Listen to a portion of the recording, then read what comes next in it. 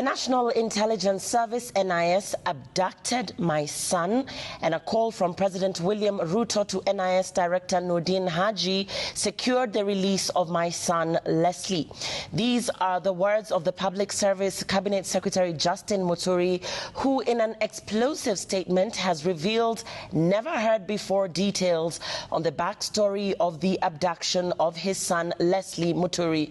Muturi has detailed his desperate efforts to seek answers from various security agencies on the disappearance of his son without success. Muturi states that he had to go to State House, Nairobi, after sending the president a WhatsApp message that went unreplied and pleaded with him to intervene.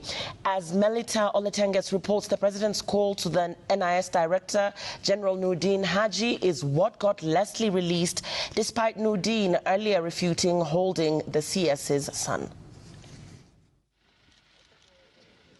Cabinet Secretary Justin Muturi arrived at the DCI offices earlier today, armed with a bombshell of a statement that would give details he has suppressed for the last 7 months about the events that unfolded after his son was abducted on June 22nd last year. My statement with the DCI explains the various steps that I took to secure his release. Muturi's statement unraveling the desperation he suffered while inquiring about his son's whereabouts. The statement reads in part, "I had sent the president a message via WhatsApp at 3 a.m. informing him of my son's abduction, but he hadn't seen it. I decided to present myself at State House, Nairobi the following day to ask about the matter.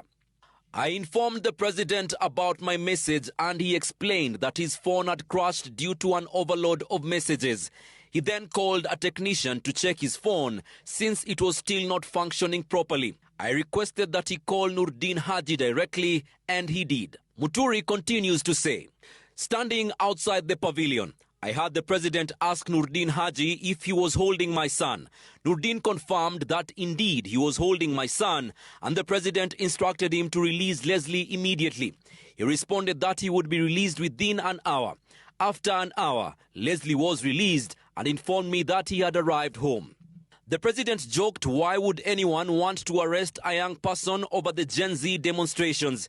He even mentioned that Kiunjuri's son and the sons of other officials had been involved in similar demonstrations.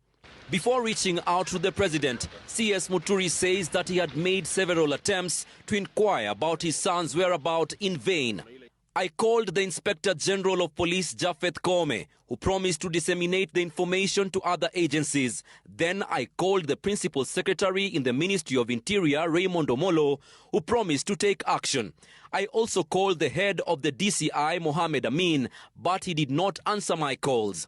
I also called Said Kiprotich, the director of the Anti-Terrorism Police Unit, ATPU, who told me no operation had been carried out. The deputy director of the DCI, James Onyango, informed me that he was unaware of any operation that had taken place.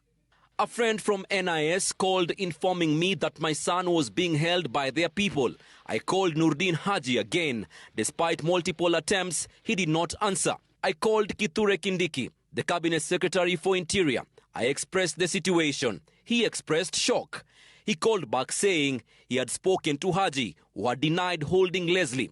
Professor Kindiki maintained that Haji could not be lying. This statement by Muturi to the DCI not only explains that the intelligence department was involved in the kidnapping of his son, but also lifts the lead on whether NIS might have been involved in the abduction of several youth in the country.